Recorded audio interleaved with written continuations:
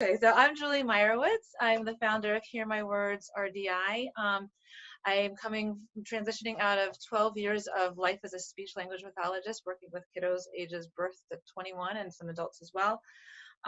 And more recently, I've trained as an RDI consultant. That's relationship developmental intervention for autism. So I'm now working as an autism coach for parents of children on the spectrum and independent adults on the spectrum. And I'm in a professional group in which I met Ryan, and we clicked immediately because we have some very similar interests professionally. So Ryan, would you like to introduce yourself and who you are, and then we can talk Yeah, about this yes. common obsession that we have. Thanks, Julie.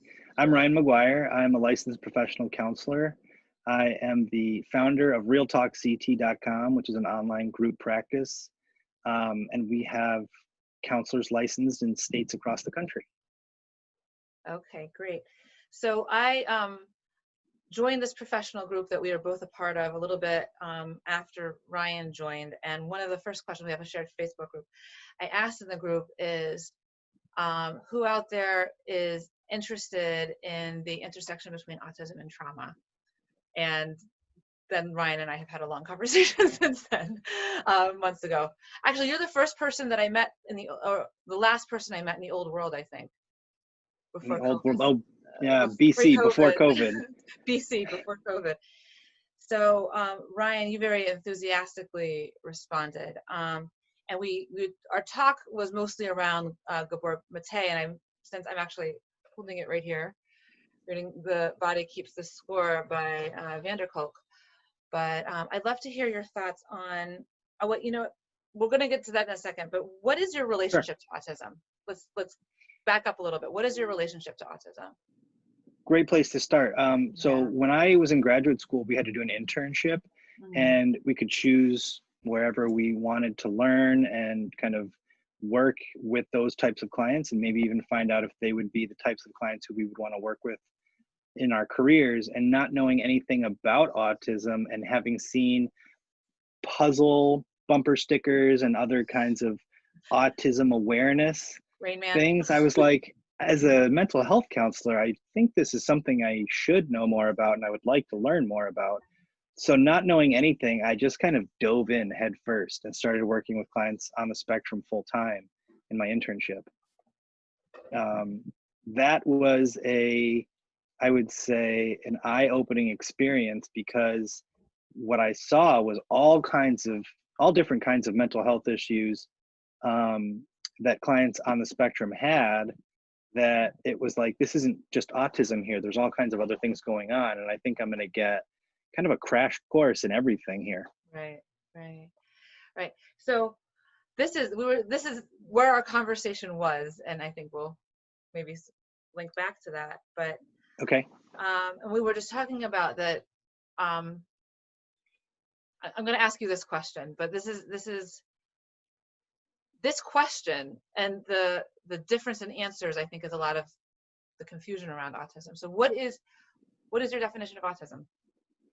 So I would call autism, as broadly as I can define it, a neurological condition that can affect development. And the way that we see it affecting development is when a client tends to severely withdraw within themselves and isolate from others. Okay. And then what we had started talking about was my definition of autism. So anyway, the way that RDI defines autism is that, how old is your baby? This could be very relevant for you right now. He's 14 months. Okay, awesome. So you've probably been seeing this over the last year. That yeah, looking for it. Right? Thank God. Thank God. So for this first 6 months, what they were finding in studies, and I can send you the list of the studies and everything, is that for the most part, and there are exceptions, but for the most part, the children that ended up being diagnosed with ASD looked just like the children that weren't. Right. And then there started to be like subtle shifts until 18 months. Right. When I speak to families about, so when did you first have concerns? It's like in my head before they say it. Like that is good, somewhere between 18 and 20 and like in 20, 24 months. I know that they're going to say it. there are Right. certain milestones we're looking for, Right. speech, pointing, things like that, Right. eye Like attention. contact, Right. facial Right. expressions. Yeah. Right. Exactly. So, what is happening in neurotypical development during those 12 months is okay, so in those first 6 months, the communication of the child, it's all about, or the interaction between the child and the world. First of all, we're doing most of the interpretation. They're just, and they're not necessarily deliberately communicating something in order consciously to get a response from us. They're just like calling out because they're uncomfortable. Bodily functions, right? Right, right. So like you're past Gas, it, that kind of hopefully. thing. Right, right. So it's like hot, cold, wet, dirty, bored, overstimulated, Yeah. tired, Hungry? or I think you whatever, said that. or whatever the opposite of tired is. Well rested. Nobody cries because they're well rested, but nobody's ever well rested. But you know, those things. So the two groups that they were finding the same. What was happening and what happens in neurotypical development is the shift and a gradual increase, and so that's called like stability maintaining drive. And Mm. that's what they're communicating, and mostly we're doing the interpreting anyway. Mm-hmm. Right. But then in neurotypical development, there's a shift into, or status maintaining drive, into growth seeking drive. There's this shift that happens like so subtly and gradually that we don't even see it necessarily, and we it's what we expect, so we don't see it. Like we don't see the air, you know. The brain's just growing at such a rapid rate, it's impossible to detect. Yeah, and it's also moment by moment. So Right.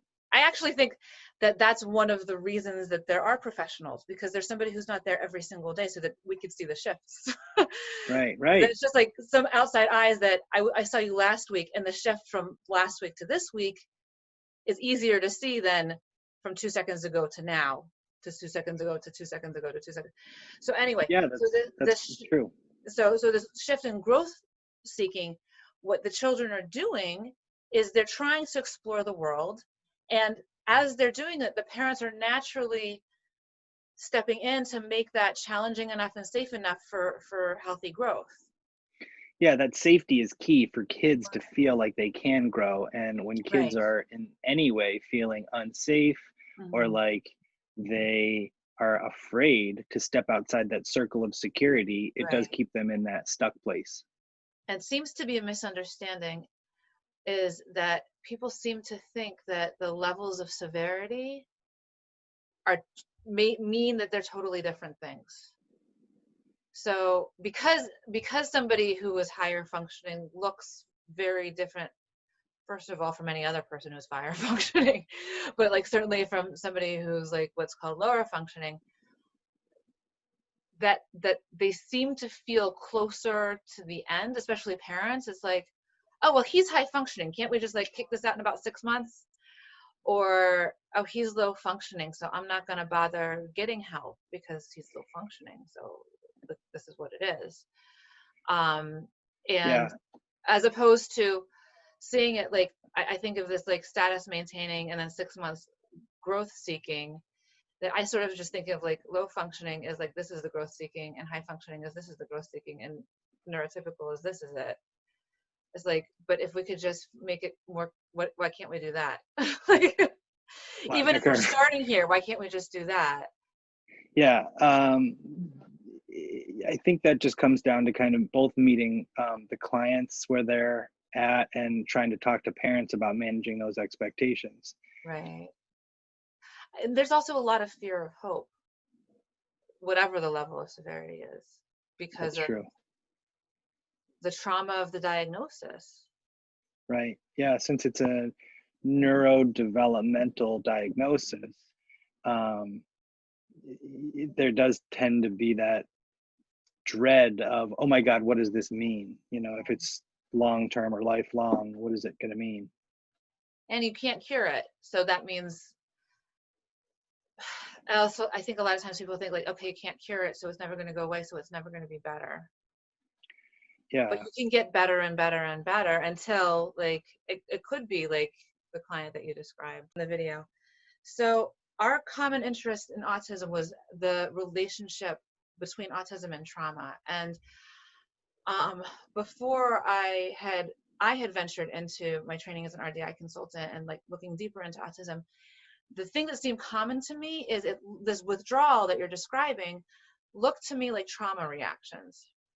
Yes. And So the yeah, so I fight, want to hear, flight, freeze kind right. of trauma reactions or trigger reaction to stress, which can actually be typical everyday stress, not Mhm. necessarily extreme stress, but you're seeing an extreme stress reaction, such as that fight, flight, or freeze um, reaction. Yeah. So, what would you say is the connection between autism and trauma?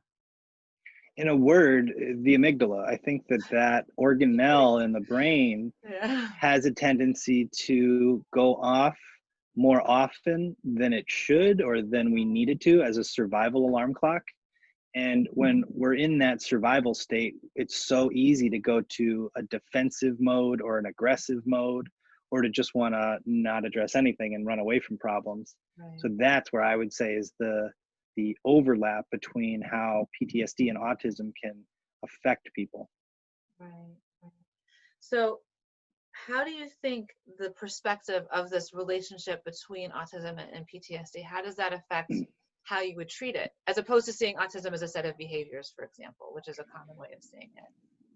Yeah, I think it's great when we can simplify some of these solutions because the questions can be very complicated. But in a word, again, it would be trust. If a client on the spectrum or a client with trauma doesn't trust their clinician, let alone the people around them, they're not going to be able to feel safe or make any headway in terms of figuring out what's going on. So I always do my best to try to work through anxiety, work through the fear, try to establish that connection by saying, I am someone you can trust. And I hope that in working together, that you will trust me, that you will let me prove that to you. Yeah. And an interview that I had shared with you that I did with Dr. Sarah Whalen, who was kind of like, I call her like my big sister in RDI, my mentor in RDI. She talks about her experience. She came to RDI as a parent with two children on the spectrum and from life as a Wow. psycholinguistic researcher. So it's like a really cool perspective. But she said that that was one of the biggest issues is that she felt like, I guess in retrospect, she realized that her son didn't trust her. Right. And so then he wasn't reaching out to her to help guide his growth, which also it might not have been something that he was aware that he could do or that he Right. might be doing. So he sort of felt like alone and having to deal with each moment in this overwhelming, very confusing world, Yeah. um, all on his own. And she said, like, now that she's been treating, um, since her later training, that this is pretty common. This lack of trust. Is this something that you see a lot with your clients on the It spectrum? is. And I would compare it to growing up with a trauma from infancy where the trauma is really a severe, or not a severe, but I would say a significant sensitivity to sensory input as well as emotional stimuli. So those are the kinds of things that as infants, neurotypical children can adapt to, but sometimes clients on the spectrum find that so stressful, it affects development in ways that can be pervasive. Yeah, there's a lot that out there about that they're actually processing the world very differently than what the rest of us are neurotypical. And again, Yeah. like Dr. Whalen talks about her having difficulty with her son at bath time, and at Hmm. the time she was experiencing her own frustration and saying that this is like misbehavior or non-compliance, and then Right. only later when she got the right OT and he was able to express himself, she realized that he felt like the water was burning him. Absolutely. I actually, Yeah. as much as I like to think of myself as an expert on autism, these are the kinds of things that sometimes you just have to check in with your clients about when it comes to things like taking a shower and sensory things. Like, what is it about brushing your teeth or showering do you not like? Yeah. So the example you just gave is one that I hear all the time. The shower, I don't like, it's too cold, it's too hot, I don't like the change on my body. The one with brushing teeth that I misunderstood or assumed incorrectly was I thought that a client's bristles were too harsh for his Right. gums, or That's he what I didn't would have like the thought. feeling. Yeah. he said it was the mint toothpaste. So by switching the toothpaste and getting him a fruit flavored kind of a kid's toothpaste, he was able to overcome that. And it probably seemed like an impossible situation before that because everybody uses mint. And he Yeah, didn't and really see it an again, option. Yeah. not even thinking to ask for support. He was just seeing it as something that was going to be stressful and cause him discomfort. So it was easier, or I would say it was, it became a mechanism for him to shut that down and just not brush versus saying like, can we get something else? I need some help with this. And not knowing if there are options because like the people who And are that too. supporting, again, are just like they're frustrated with like what's looking like a misbehavior and noncompliance. So also Right. everybody's sort of brain is shutting down to like possibility. And the other, I think, thing that reinforced the non-brushing was, you know, the less this particular client and some of these other clients pay attention to their hygiene, the more distance that they get, and sometimes getting that distance gives them comfort, you know. It's relief from having Yeah. to deal with all of the unexpected things that people come with. Right. So you were going to share with me, I'm really excited about this, and I deliberately had you not tell me about it because I want to hear about it like firsthand right now. There were two different cases that you were going to share with me. I don't know if Yes. that you said like one was PTSD and one was autism, and just you wanted to talk about the comparison, the similarities between them. Yeah, I actually have a couple clients in mind who, when I was organizing my thoughts, I was thinking about how much their treatments were similar, their kind of outcomes or current status in treatment is similar, and how they started out in similar places. But one was diagnosed with post-traumatic stress disorder due to some childhood abuse at the hand of an adult that was not his parent. And the other one was level 2 autism and required basically a paraprofessional or a one-to-one up until he was in high school, which is when I started working with him, and eventually was able to go without the one-to-one and meet with someone periodically throughout the day, and is now in a kind of a college preparatory program. The interesting thing is in both those cases, I meet with the clients still once a month, and it's just maintenance. I think they're sort of slightly dependent on the counseling, or in their minds dependent on the counseling, They don't have the because self-trust just yet. they don't trust that, you know, things won't go according to plan if they give it up. Similarities between them? Yes. So there was two clients, one with PTSD, one with autism.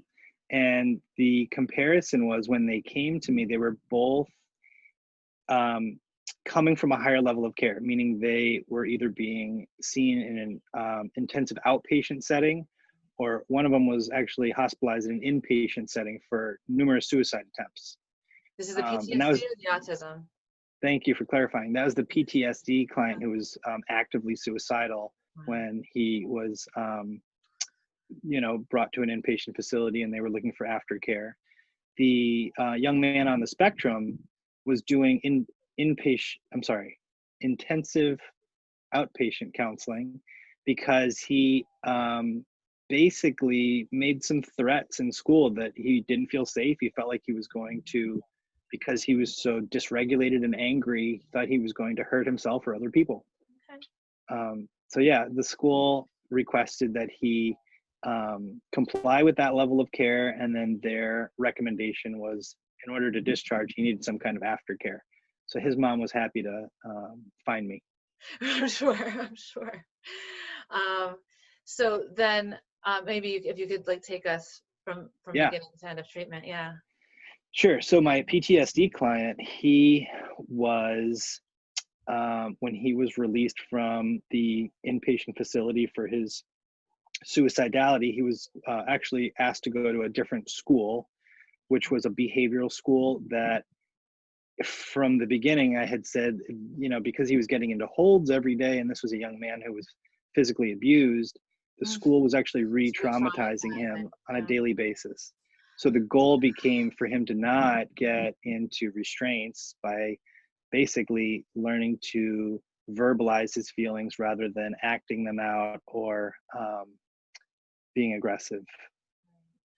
So he was obviously in a school that required supportive staff and very small ratios. Right. And my autistic client was working with a one-to-one who was walking him from every class, to the next class, and he was never doing anything by himself. So there was a level 2 level of supports in place for him. Can I just ask, how old were these boys? Similar ages? No, well, that's a great question too. They were not chronologically the same age, but I would say mentally, developmentally, they were the same age. So it was 10 for the PTSD client and 14 for the client on the spectrum. And that was that's always one of the first questions I ask is, you're chronologically, age, whatever, how old do you feel? And usually I get some interesting answers. Clients will either tell me that they feel very young or very old. And once in a while I get a client who says, no, I feel right my age. Huh. That's interesting. So you do that with all clients? All my clients on the spectrum. That's interesting. So why just the clients on the spectrum do you do that? Well, the reason why is because I think if developmentally we, or let me say chronologically, if we're one age, but developmentally maybe we get along better with kids who are younger and we're more into things of the kids who are younger are into, it's important to know where the client sees themselves so that you can kind of talk to them in a way that's appropriate, that's age appropriate, because you don't talk to a 10-year-old the same way you talk to an 18-year-old. Yeah. The other thing I'm thinking is if there's discrepancy, especially a significant discrepancy between where they are chronologically and how they feel, where they feel comfortable, that means that in daily life there are pressures that are difficult because they're walking around in a 14-year-old body feeling comfortable in a 10-year-old life, but they're in a 14-year-old life. That's the other reason why I ask is to really help with that self-awareness piece. Wow. So I've had a client who was actually an adult, meaning I think in their 30s, but they did not present as a 30-year-old adult. And so when I asked, how old do you feel? I think they said like they were in their 20s or something, but I had to point out the way that you're presenting is more like a 4 or a 5-year-old. They were crawling on the floor and kind of, wrapping themselves in a blanket, unable to make eye contact, and really, like I said, withdrawing due to actually this particular client had autism and severe PTSD, right, which caused them to regress, right, for any reason really. Right. And I'm curious, so I guess that leads to the question that I was thinking, like, how accurate in terms of your own training and knowing like what's appropriate for different developmental stages, how accurate do people tend to be when they answer that question? Actually, I would say more often than not, people are able to say pretty accurately how they're presenting or how they feel. That I would agree with. It's not very often. I mean, I would say a handful of times, only a few, where people have not really matched with what I have observed as far as how they see themselves. And those and clients, in those sorry, cases, go ahead. Sorry, the last thing I was just going to say is, and this is a tough thing to say, but in those cases, there was severe abuse, which was the trauma that had caused them, I think, to, in so many ways, regress. Interesting. And I would think that those people are probably more dysregulated. Like it was harder for them to stay present. Absolutely. This is a guess that I'm making. Yeah. Wow. Okay. So I want to hear more about these two clients and the progress that they were kind of 10. Yes. They were both kind of 10. They were both kind of 10. So moving right along, we started working together weekly. And for my suicidal client, because like I said, he was being re-traumatized at school every day. Once he was able to return to school, we had to increase the frequency to 2 times a week. Once we did that, it was a matter of months before we were able to go back to once a week, since he was able to achieve his 3 main goals, which were to stay safe, follow directions, and to try to just participate in whatever was going on in school. So he moved to weekly sessions and maintained those appointments, that frequency, for about 1.5 years. and gradually was able to transition to a regular education setting. Amazing. And then Now, yeah, go ahead, go ahead. as he was able to do that, right? So as he made significant progress and went from seeing me twice a week to once a week to once every 2 weeks to then once a month, I had the conversation with him about termination, saying, you really are doing great. You've achieved your goals for counseling. You don't need counseling anymore. And it was in that session, that termination session, that the client became very upset and emotional and actually started crying and was yelling at me the same things that I was kind of saying to him. But I couldn't understand why he was saying, like, I don't need counseling, like, I'm fine now. But he was crying when he was saying it. And I said, I don't understand why you're crying, but you're telling me that you're okay. Like, that doesn't sort of jive. And that's when I kind of had my light bulb counselor moment. And I said, you're not ready to stop coming yet, are you? And he Something said, told no. you. He's like, I don't need counseling, but I want to at least keep coming once a month. So I said, that's fine. Keep coming once a month until you're ready Right. to be independent of this. And that'll kind of be the last step in the counseling. Yeah. It seems like what I'm hearing is that he had a safe space. He had a safe person. Yeah. I remember I was my first year after graduate school, I worked as a health teacher in Washington Heights, and that's a long story. But one of the things that I was always asking the kids is, do you have a safe grown-up to talk to? Is there a safe adult in your life to talk to? And a lot of everybody, a lot of adults don't have that, but a lot of like adults going to work every day and raising their own children don't have that. But especially a child that's traumatized. So I'm wondering if there's a way for him to create safeness for himself and feel like he could carry that with him. Well, I think you hit the nail on the head, because not feeling safe around adults was what was leading him to being restrained at school every day. It was leading him to not trust his mom to keep him safe and to try to harm himself so that she would then have to keep him safe. So that she could prove that she does want to keep him safe. Exactly. Right. Because he had that fear that something's going to happen. Yeah. So creating that safe space for him, I think, is especially due to the nature of his abuse as a child, which I think, Julie, the more often it happens and the more a person thinks that maybe they had something to do with it, that it's their fault, it can be really hard. Yeah, it can be really hard to work through that on a regular basis. It can bring up all kinds of negative thoughts and feelings like, I'm a bad person. And so for years, it became our kind of back and forth where I would tell this individual, you are not responsible for what happened to you. It was not your fault. It was the adult in charge who made the mistake, and that it is okay. You're going to be okay now. And he felt really bad because the adult who abused him did time in jail. So he also had that layer of guilt that it's my fault they went to jail. Oh, that's hard. Took time to work through it. He's doing much better now, though. He's in a different place mentally. Amazing. And then the client on the spectrum.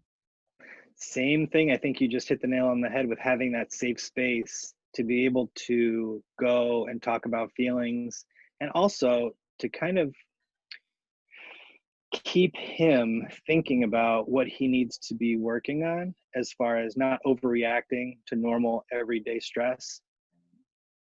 But he's coming once a month now. And again, every month he comes in, he kind of says, like, Ryan, I don't have much to talk about today. And I'm like, well, you can tell me what's going well. And I get to hear about all the progress that he's making with his own personal growth and increasing his own independence. Can you give some examples? Yes. So he is working out not every day. I think he works out like 3 or 4 days a week and is focused on weight loss, because that was something that he was really feeling badly about. It's causing him a lot of anxiety, and he didn't feel like there was anything he could do about it. But he's made a lot of progress with that. So that's important to him.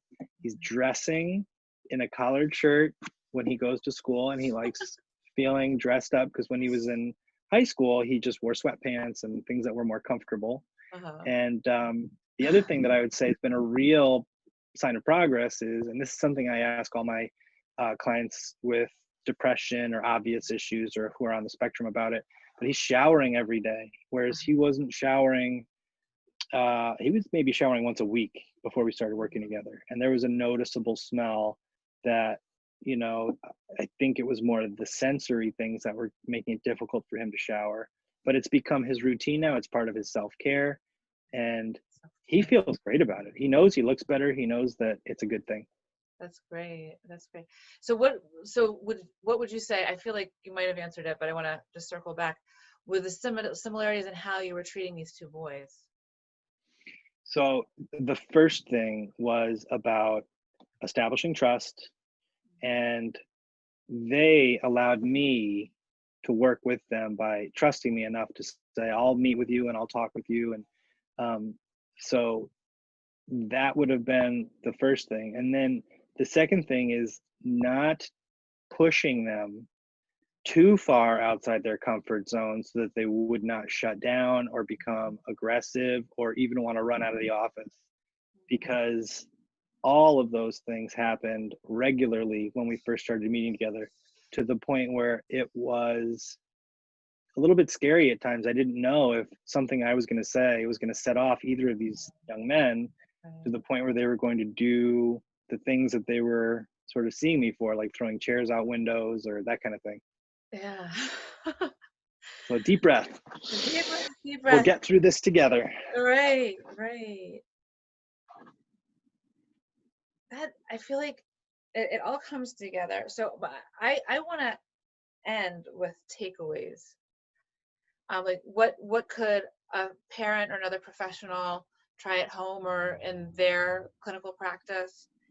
And also for parents, when considering treatment, please keep this in mind. And I think that what you're talking about, like starting with trust, Mm-hmm. as opposed to starting with getting them to do what you want. Yeah. And I feel like so much is about like proving that I could, like as a speech therapist, proving that I could get this many words, or as a therapist, proving that the behaviors will decrease under my Mm-hmm. care. Mm-hmm. That makes it my accomplishment or your accomplishment. And I know that when I'm with a person, that my actions, I feel like I should do like a whole interview with somebody on I'm blanking on codependence. Maybe you could invite me back. I don't know. I would love to be part of Okay, that so one. we'll do you could do codependence with me, because I feel like there's so much that we're as clinicians and parents judging ourselves based on their behavior, and then Absolutely. undermining our trust, their trust in us, by trying to control them, as opposed to being available for them. Like as a speech therapist, like there's so much pressure, like how many words is he saying, or when are you going to make him talk? And I said, Mm-hmm. I hope never, because that's not how I learned to talk. Nobody made me talk. People listened Right. and Right. realized I had something to say and were welcoming to what I said. When are you going to listen? Right. That's when he's going to talk. When are you going to Right. really listen? When are you going to hear what he's already communicating? Like that. So Yes. trust. Yeah. Yes. So trust, that's the foundation in any relationship, right? And we role model that you can trust people, not just your counselor, but it starts with Even the regular professional humans. relationship. Right. We teach our clients and we teach others how to treat us. Right. So it seems like there was some trial and error in that beginning trust with both of those boys. Well, I would say due to their past experience with adults, with my PTSD client, and with the past experience that my autistic client had working in IOP, and with having 211 called, and with having school counselors asking him, are you going to hurt yourself? Are you going to hurt yourself? Are you going to hurt anybody else? Are you feeling safe? And he's like, I don't know. You keep asking me. It's making me think Making maybe me I'm nervous. going It to makes hurt me want to, myself. yeah, maybe I should.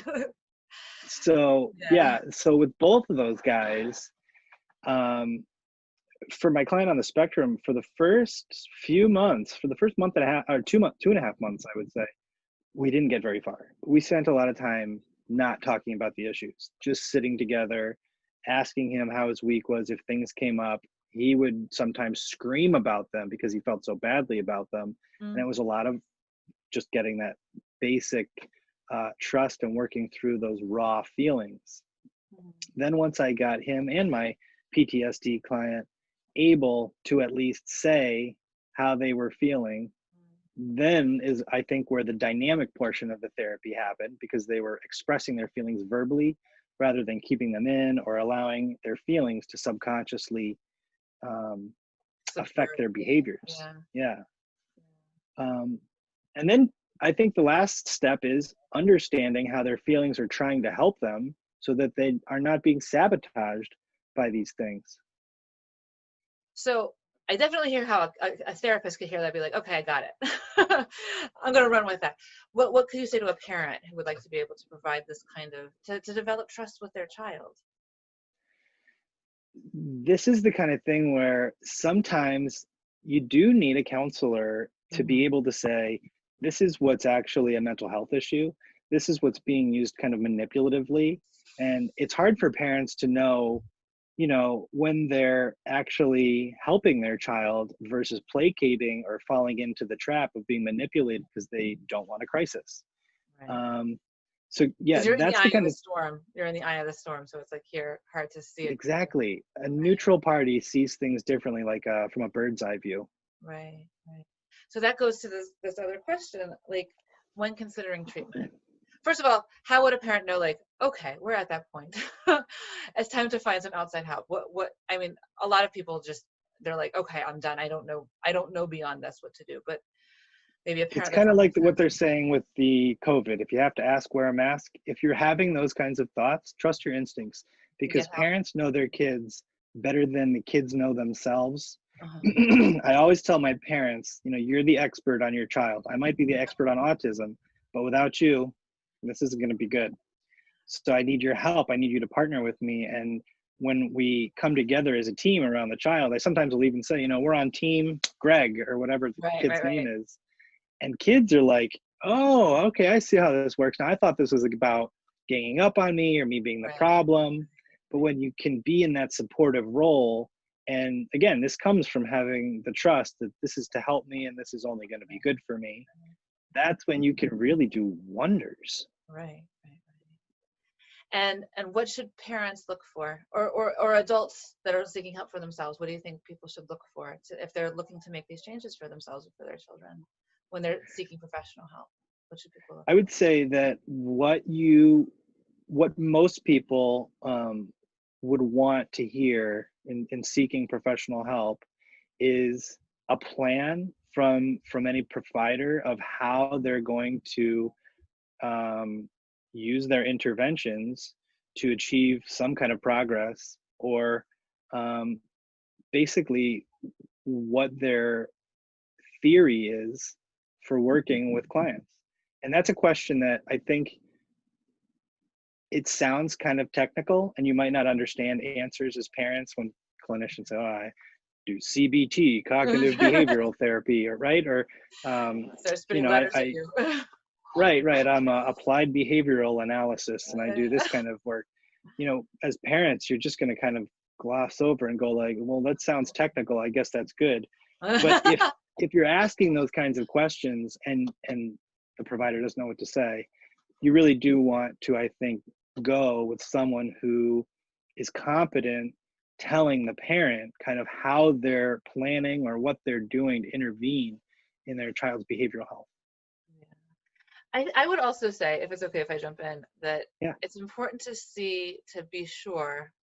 First of all, a clinician needs to speak the adult or the parent's language, because it can't be us over you for the rest of your life. It's like, I always tell families, I am an unnatural part of your life. I'm here because there's a problem and I'm here to solve the problem. And so my goal is to make myself unnecessary. Yeah. But what I envision as the current problem and the solution that we're going for, it needs to be matching the problem that you want to work on and the solution that you want to achieve. Right. 100%. I think that, yeah, you know, as much as we want our clients to buy in to what it is we're selling, very often kids, teenagers, and clients on the spectrum don't buy in to what it is we're selling Right. until we're able to get them to see that it's helpful. But if the parents don't buy in, then you're really not going to get anywhere. So, so yeah, That is very true. being on the same page from day one, I think requires, if the child or client isn't able to articulate the presenting problem, the parent to at least be able to do it in a way that parent and provider agree. This is, in fact, what we're working towards. Yeah. And I also think that sometimes people take like a token towards what they want in place of what they want. Like, I want a connection with my child, and you're telling me you'll give him lots of words. So just to hear for like, okay, but then once we have the words, are we going to have the connection? Like, are they going to get you there? Like, I want him to be as independent as possible when he's 21. Like, Yeah, connection is, I think, the yeah, piece that unfortunately too often is missing. right, And this would relate to the Gabor Mate stuff, right? right, Because with PTSD, oftentimes what people will do to cope is develop addiction. And what we know about things like addiction is it is a behavioral health issue, it is a physical health issue, and it is something that develops usually from feeling disconnection. So having that connection for PTSD and addiction recovery is key, as well as with folks on the spectrum who, because of their tendency to withdraw and isolate inside their own minds and bodies, because it feels safer, have less of a willingness to connect with others. And in reality, knowing and feeling that connection to, and that it's safe to connect with others, not just those in my home or those who understand my quirkiness, but everyone, is worthy of at least a chance. That comes from knowing that people can be trusted, the world can be trusted, there is I myself safety can in be trusted. society. Yeah, that I can trust myself. Right. I could go into this world and manage myself to a degree, to whatever Exactly. degree is possible. Right.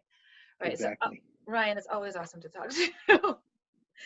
I'm sorry, what'd you say? I said, Ryan, it's always awesome to talk to you. It's always awesome to talk to you too, Julie. Okay. So I have a feeling people want to find you after they hear all that you've had to say. How can people find you and the services that you personally provide and that your agency provides? I would be honored. Anyone who has any questions can email me at ryan@realtalkct.com. We have a website, realtalkct.com, with a variety of counselors and wellness professionals who specialize in different niches of the field. So some of us specialize in autism, some of us specialize in PTSD, some of us do both, but there's also a variety of other types of counselors there. That's so cool. And I'm excited to talk to Ryan and folks like Ryan, because after all my training, I'm like, okay, great, I'm there. I'm like, oh, now I know all that I don't know. So I need to know people to refer to. So I'm not a counselor. I'm not that type of therapist. So it's good to have folks like Ryan in my Rolodex, or my modern day Rolodex. So Yeah, I think we could all use a counselor on speed dial. right, Just in case. especially these days, right? Yeah. So, and if anybody wants, first of all, this is going to be on YouTube, and I would love for people to comment questions for me and Ryan, and I'll also put how to contact me. I'm Julie Meyerowitz at Hear My Words RDI, and I'll put my website in the comment section down below. But definitely want comments, questions for this conversation, and Ryan and I will try and respond. Also, what other topics people are interested in. I have more awesome folks that I'd like to introduce to the world. But any other questions, if you'd like to see me and Ryan discuss something again together. I think we're already talking about maybe doing codependence. I think that's very important. Codependency would be a great topic to discuss, because, again, so many people fall into that without realizing it. It's almost become the norm these days. I'm wondering if anybody's not. If anybody's not codependent.